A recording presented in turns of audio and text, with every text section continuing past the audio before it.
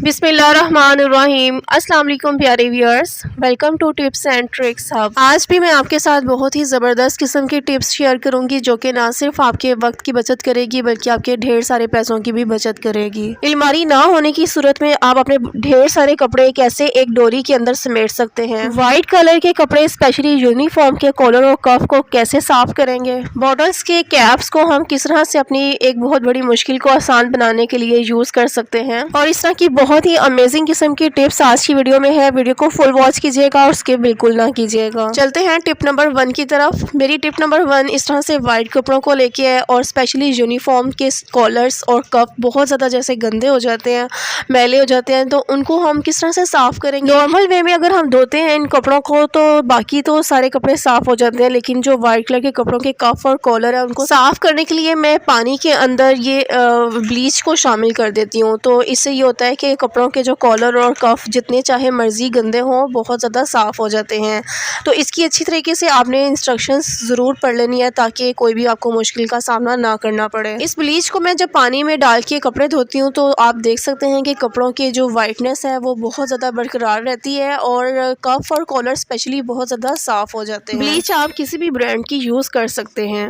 आज की मेरी टिप नंबर 2 भी बहुत ही ज़बरदस्त है और वो ये है कि इस तरह से जो ऑयल वाली बॉटल्स होती हैं उनके कैप्स को रिमूव करके जब हम ऑयल यूज़ करते हैं तो काफ़ी ज़्यादा ऑयल हमारा वेस्ट हो जाता है। तो हमारी ये मुश्किल आसान करेगा एक पेन। हाँ जी, एक पेन ही हमारी ये मुश्किल आसान करेगा। वो किस तरह से, वो यूँ कि हमने कैप लेना है और काव्य की मदद से इस कैप के अंदर सुराख कर देना है। सुराख हमने इतना करना है कि जितना हमारा पेन का फ्रंट जो होता है टॉप वाला पार्ट वो इसके अंदर आ जाए। अब हमने पेन को खाली करना है और उसका जो बाहर वाला कवर होता है वो इस सुराख के अंदर डाल देना है। अच्छे से इसको एडजस्ट करने के बाद चाहे तो आप ग्लू के साथ इसको जोड़ ले, वैसे इसकी ग्रिप ऐसे ही बहुत अच्छी हो जाती है। अब आपने गरम छुरी की मदद से जो एक्स्ट्रा पार्ट है पेन का उसको काट लें। तो लें जनाब, हमारी मुश्किल आसान हो गई। अब हमने इस कैप को वापस उस बोतल पे लगा देना है, ऑयल वाली बोतल के ऊपर। अब जब हम इस बोतल में से ऑयल जितना चाहे निकालना चाहेंगे उतना ही निकलेगा, ज़्यादा निकल के बाहर नहीं निकलेगा और ना ही वेस्ट होगा। तो इस तरह से हमने अपने एक बिल्कुल ख़त्म हुए पेन को वेस्टेड पेन के साथ एक बहुत ही ज़बरदस्त किस्म का ऑर्गेनाइजर बना लिया और अपनी मुश्किल को आसान कर लिया। चलते हैं नेक्स्ट टिप की तरफ।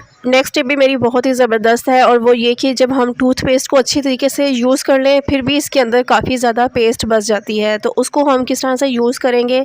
तो इसके लिए आपने क्या करना है कि सारी टूथपेस्ट को छोटे छोटे टुकड़ों में काट लें ताकि इनको हम यूज़ करने में हमारे लिए आसानी हो। तो जैसा कि आप वीडियो में देख सकते हैं इसके अंदर अभी भी काफ़ी ज़्यादा टूथपेस्ट है, तो हम इसको किस तरह से यूज़ कर सकते हैं। मोबाइल हमारी बेसिक नीड्स में से एक नीड बन चुका हुआ है, तो उसको चार्ज करने के लिए हमारे चार्जर्स जो हैं वो होते हैं और उनको उनकी सफाई उनको मेंटेन करना भी बहुत ज़्यादा ज़रूरी होता है ताकि आए दिन इनके ख़राब होने पे हमें इनके ऊपर पैसे ना खर्च करने पड़ें।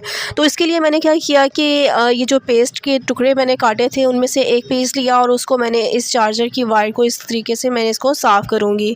तो इस पेस्ट के साथ ये वायर जो है बहुत ही ज़बरदस्त तरीके से साफ़ हो जाएगी। इन वायर्स को हम डायरेक्टली पानी के नीचे तो वॉश नहीं कर सकते, तो इस तरीके से अगर हम इसको पेस्ट के टुकड़े के साथ अच्छे तरीके से वाइप कर लेंगे और उसके बाद किसी भी ड्राई स्पॉन्ज के साथ साफ़ करेंगे तो ये वायर्स जो हैं बिल्कुल साफ़ सुथरी हो जाएंगी। आपको कोई एक भी टिप पसंद आती है तो प्लीज़ वीडियो को ज़रूर लाइक किया करें, ये आपकी तरफ से हमारी मेहनत का इनाम होता है। चलते हैं नेक्स्ट टिप की तरफ। नेक्स्ट टिप भी मेरी इन्हीं टूथपेस्ट की जो कटिंग्स किए हैं पीसीस उन्हीं से रिलेटेड है, तो आप वीडियो में देख सकते हैं कि अभी भी इसमें काफ़ी सारी पेस्ट है। तो इस टूथपेस्ट को हम किस तरह से यूज़ करेंगे कि मैंने एक पानी का बर्तन लिया, उसमें थोड़ा सा पानी डाला और इसके अंदर मैंने सारे ये जो टूथपेस्ट के कट किए हैं मैंने पीसेस उनको डाल दिया।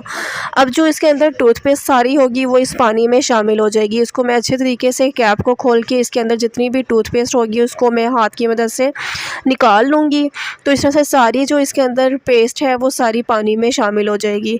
अब इस पानी को मैं जब कपड़े वॉश करूँगी मशीन में तो उसमें डाल दूँगी, तो इस तरह से ये होगा कि टूथपेस्ट में क्लीनिंग प्रॉपर्टीज़ बहुत ज़्यादा अच्छी होती हैं, तो वो प्रॉपर्टीज़ हमारे काम आएगी कपड़ों को क्लीनिंग करने के लिए। इस पेस्ट के कैप और इस पीस को भी मैं वेस्ट नहीं करूँगी। नेक्स्ट वीडियो में मैं आपके साथ इसके साथ भी बहुत ज़बरदस्त एक आइडिया शेयर करूँगी। तो सारे पीसेस मैंने बाहर निकाल दिए और पानी को मैं मशीन में डाल के कपड़े वॉश करने के लिए यूज़ कर लूँगी। चलते हैं नेक्स्ट टिप की तरफ। नेक्स्ट टिप भी मेरी बेस्ट आउट ऑफ वेस्ट के से रिलेटेड है। तो वो ये है कि इस तरह के मास्क कोरोना डेज में हमने बहुत सारे बाय करके रख लिए थे, अभी भी बहुत सारे पड़े होंगे, या आप यूज्ड जो मास्क होते हैं उनको भी आप इनकी जिस तरह से तार निकाल सकते हैं, बड़ी आराम से ये तार निकल जाती है। अब इन तार को हम बहुत ज़्यादा पर्पसेस के लिए यूज़ कर सकते हैं।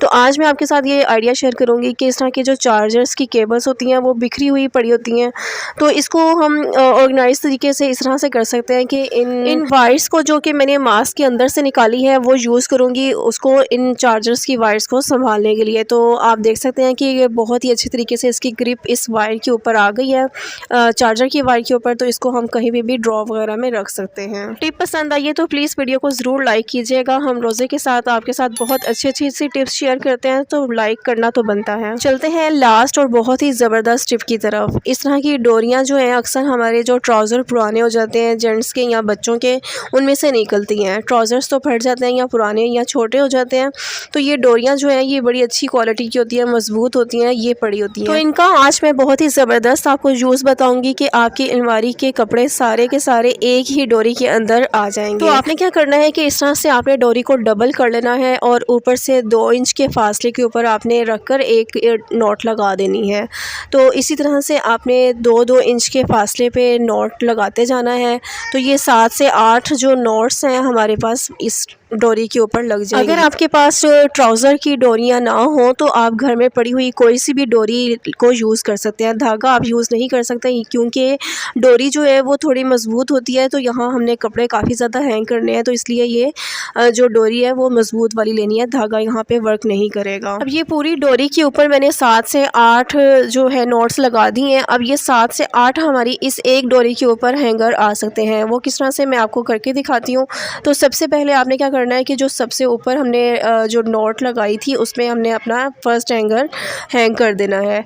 इसी तरह से जो दूसरी नॉट लगाई थी उसमें जो स्पेस है उसके अंदर दूसरा हैंगर हैंग करना है, और इसी तरह से तीसरा, चौथा और 7-8 जितनी भी आपने नॉट लगाई होंगी, जितनी लंबी आपकी डोरी होगी और जितनी आपने नॉट्स लगाई होंगी उतने आप इसके अंदर हैंगर को हैंग कर सकते हैं। आगे चल के मैं आपको इन हैंगरों के ऊपर कपड़े भी हैंग करके दिखाऊंगी और इसी डोरी के ऊपर हैंग करके दिखाऊंगी। वीडियो आपने फुल वॉच करनी है।